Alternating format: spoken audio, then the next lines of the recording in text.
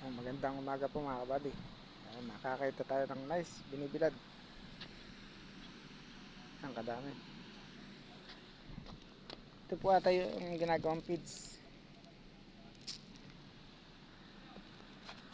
Binibilad nila mga kabady.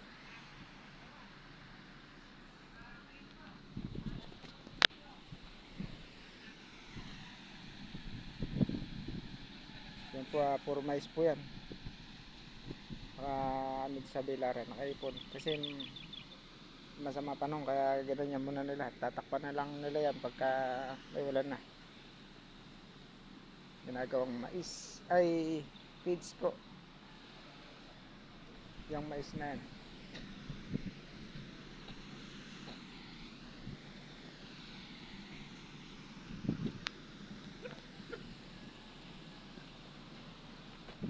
Ito mga kabady.